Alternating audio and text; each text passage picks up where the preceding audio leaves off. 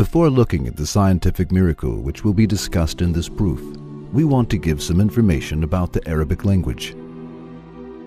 With the help of this information, the scientific miracle to analyze will be understood better. The words in the Arabic language are divided into two categories in terms of gender. The words that are used for female beings are called mu'unes, feminine. The words that are used for male beings are called muzakkar, masculine. In Arabic language, things are either mu'unes, feminine, or muzakkar, masculine, whether they are animals, plants, objects, or verbs. So, in Arabic, verbs are also divided into two as female or male. When the doer of a sentence is male, the verb is conjugated as masculine, and when the doer of the sentence is female, the verb is conjugated as feminine. That is, there is coherence between the verb and doer in terms of gender. After this information, now let us pay attention to the verses 68 and 69 of the chapter of An-Nahl. And thy Lord taught the bee to build its cells in hills, on trees, and in men's habitations.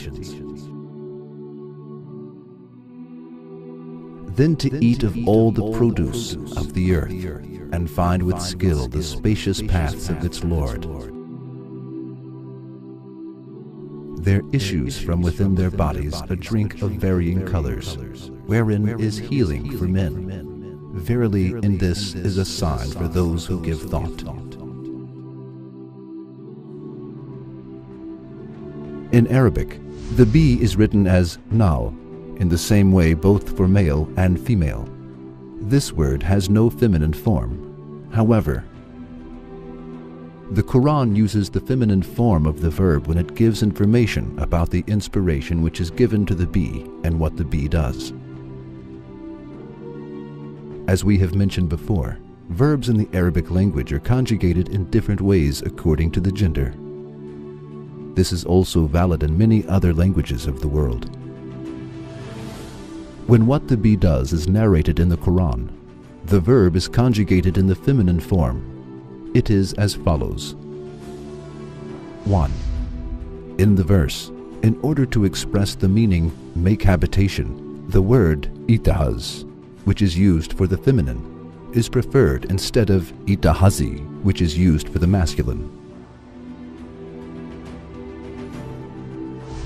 2. In order to express the meaning eat of all fruits, the word of kul, which is used for the feminine, is preferred instead of kuli, which is used for the masculine.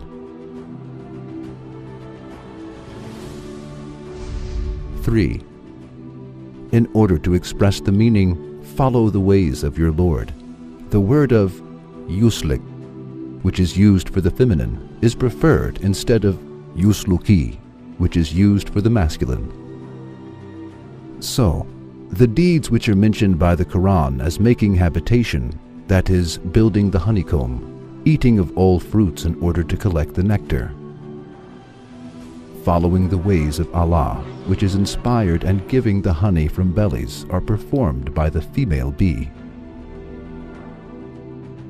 That is, the doer of all deeds here is the female bee. So what do scientists say about this news given 1400 years ago? Are all of these listed works performed by the female bee really? Now, listen to the words of scientists on this subject and hear what they say. They say that all deeds that the Quran mentions are performed by worker bees, which are female bees. There is no connection with the deeds which are mentioned by the Quran and the male bees. The sole duty of male bees that have huge eyes and have a larger form than the female worker bees is to ensure reproduction with the young queen. Male bees that accomplish this task at the end of summer are thrown out of the honeycomb and die soon, as they are accustomed to living with the nursing of female bees.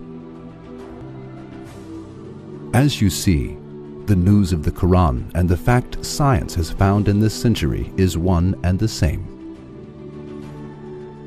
This fact, which has been discovered by science recently, but which has been informed by the Quran 1400 years ago, is a miraculous news of the Quran.